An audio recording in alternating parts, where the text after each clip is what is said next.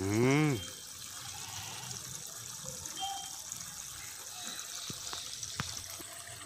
এই যে আপনারা মুক্তো চাষটা দেখতে পাচ্ছেন, এই মুক্তো চাষটা যখন আমি প্রথম 2017 সালে জুন মাসের 2 তারিখে মুক্তো চাষের প্রশিক্ষণ নিই, তারপর মুক্তো চাষ করার মতো ক্ষমতা ছিল না। কিন্তু কোনো উপায়ে কোনো রকম ব্যবস্থা করে 2018 সালে এই রকম ঠিক বর্ষার সময় এই মুক্তো চাষ প্রথম শুরু করেছিলাম 2018-তে। এই মুক্তো যেভাবে করেছি, মুক্তো চাষের যে প্রসেস রয়েছে সেই প্রসেস মেনেই করেছি।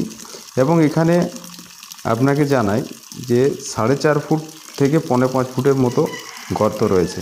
কারণ আমি 5 ফুট গর্ত করেছিলাম, বাট সেটা তো নিচে এক লেয়ার বালি দিয়েছি, তারপর খড়ের টুকরো দিয়েছি, তারপর বস্তা দিয়েছি, তারপর এই যে আপনারা প্লাস্টিকটা দেখতে পাচ্ছেন, এটা একটা তিরপল, এর নিচে আরেকটা তিরপল আছে, সেটা লাল রঙের।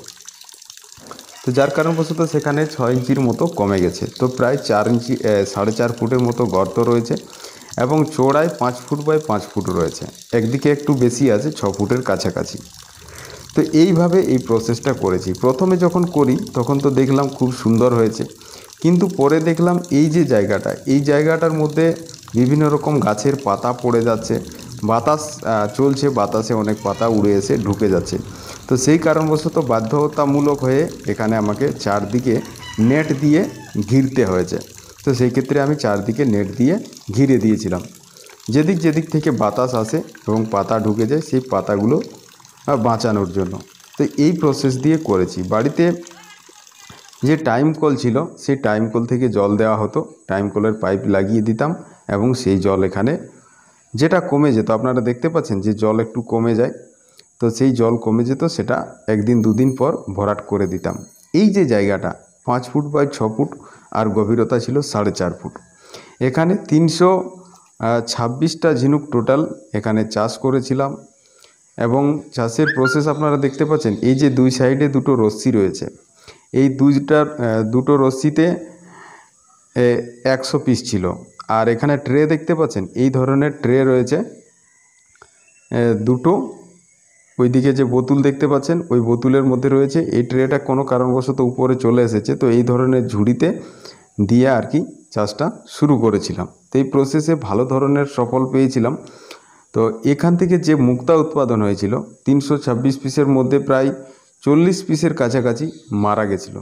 তো সেখান থেকে যে মুক্তা উৎপাদন হয়েছিল, কত পিস দিয়েছিলাম তা তো আমি জানি না। প্রথমবার মুক্তা উৎপাদন করেছিলাম উত্তরপ্রদেশের প্রবীণ পাণ্ডের সাথে গিয়ে বোম্বাইয়ে বিক্রি করেছিলাম।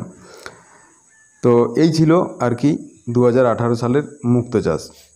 তো যেহেতু আমি মুক্তো চাষ করেছিলাম এবং তখন 2017 সালে প্রবীণ পাণ্ডের কাছে মুক্তো চাষের প্রশিক্ষণ নিয়েছিলাম, সেই ক্ষেত্রে সেই আমাকে এই মুক্তোটা বিক্রি করতে সহায়তা করেছিল। মানে তাকে নিয়েই গিয়েছিলাম বোম্বাইয়ে, জুয়েলারিতে বিক্রি করিয়ে দিয়েছিল। তো এই প্রসেসের মাধ্যম দিয়ে প্রথমবার বিক্রি করেছিলাম।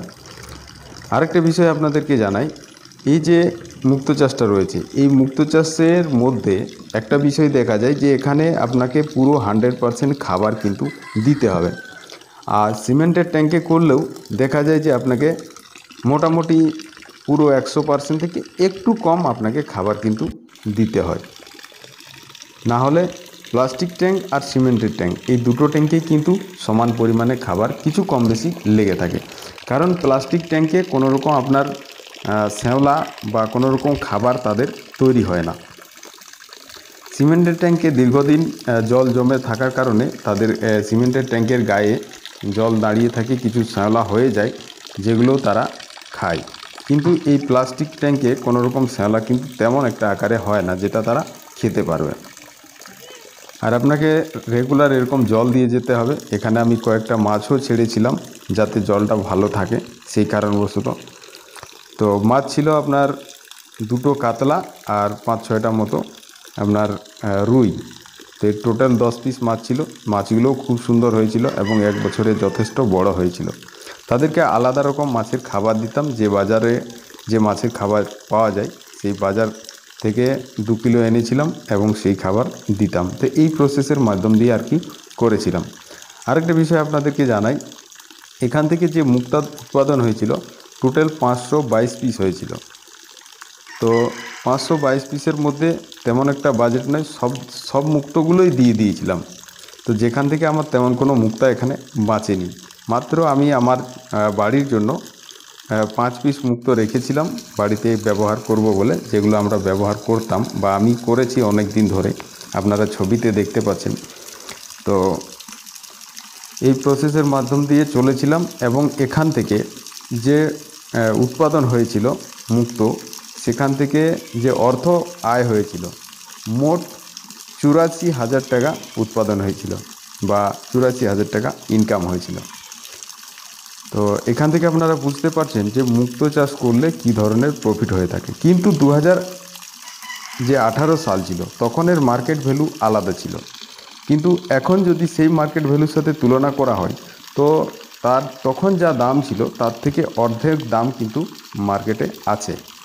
তখনকার দিনে 265 টাকা পার পিস হিসাবে বিক্রি করেছিলাম।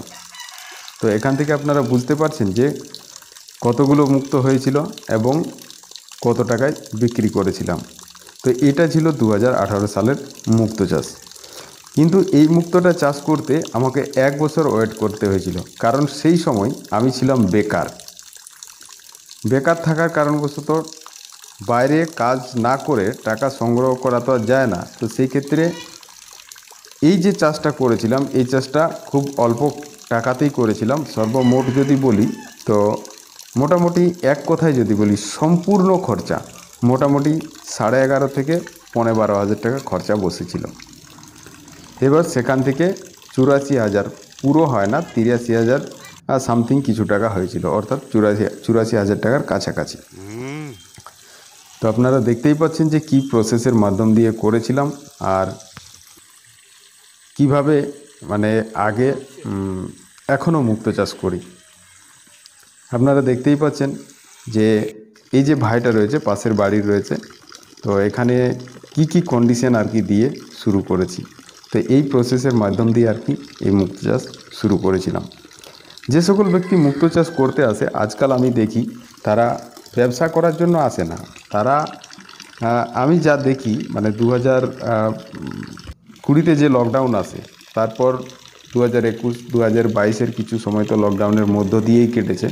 তো 2022-এর পর যে সকল মুক্তো চাষিরা মুক্তো চাষে আসে, তারা যদি দেখা যায় তো মুক্তো চাষ করতে আসে না। তারা জানে যে আমি এখানে ইনভেস্ট করব এবং সেখান থেকে তুলে নেব। যার কারণবশত অনেক ব্যক্তিকেই আমরা দেখছি কাজের সময় জিরো আর ফায়দার সময় হিরো। তো এই ধরনের একটা বিশেষ আর কি দেখা যায়। যেমন আপনাদেরকে জানাই, কিছু ব্যক্তি আছে যে কোনো থলিতে কোনো কিছু ঢুকিয়ে দেওয়ার মতো মুক্তো চাষটাকে প্যাকিং করে দেয়, আর হারভেস্টিংয়ের সময়ও হারভেস্ট করে দেয়। যখন কোয়ালিটি তেমন একটা দেখতে পাওয়া যায় না, তখন বলে যে তখন আমার কাছে খাবার ছিল, আমি দিতাম, তো সময় করতে পারতাম না। অনেক ব্যক্তি আছে যারা মুক্তো চাষ তো করে দেয়, করার পর বাইরের দেশে কাজ করতে চলে যায় বা বাইরের স্টেটে চলে যায় কাজ করতে, বাড়ির লোকের ভরসায় ছেড়ে দেয়। তো সময় মতো উপযুক্ত খাবার না পাওয়ার কারণে মুক্তোর কোয়ালিটি তেমন একটা হয় না, যার কারণবশত ভালো দাম কিন্তু পাওয়া যায় না।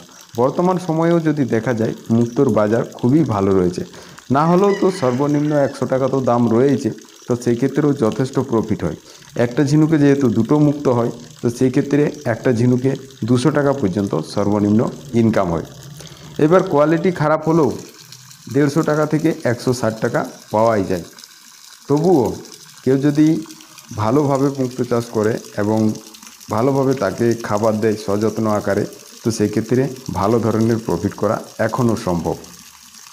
আর যে সকল ব্যক্তিরা করতে চাইছেন তারা অবশ্যই করতে পারেন, কিন্তু কন্ডিশন মেনে চলতে হবে এবং ভালোভাবে করতে হবে। তাহলেই মুক্তোর রেজাল্ট ভালো হবে, মুক্তো ভালো দেখতে হবে এবং তাহলেই ভালো দামে বিক্রি করা যাবে। বর্তমান সময়েও যদি কেউ ভালো কোয়ালিটির মুক্তো উৎপাদন করে, তবুও সেই মুক্তো 120 টাকা থেকে 130 টাকা পর্যন্ত সর্বোচ্চ বিক্রি করা যাচ্ছে। মার্কেটে যদি শর্ট থাকছে, যেমন কিছুদিন আগেই একটা শর্ট হয়েছিল, তো সেই ক্ষেত্রে 160 টাকা থেকে 65 টাকা পর্যন্ত দাম বেড়ে গেছিলো। তো আপনারা আশা করি বুঝতেই পারছেন যে মুক্তো চাষ কীভাবে করা যায়। তো বন্ধুরা, যাই হোক, ভিডিওটা এই পর্যন্তই। ভিডিওটি ভালো লেগে থাকলে অবশ্যই একটা লাইক করবেন। আর আপনি যদি এই চ্যানেলে প্রথম ভিডিও দেখে থাকেন তাহলে অবশ্যই চ্যানেলটি সাবস্ক্রাইব করবেন। Thank you.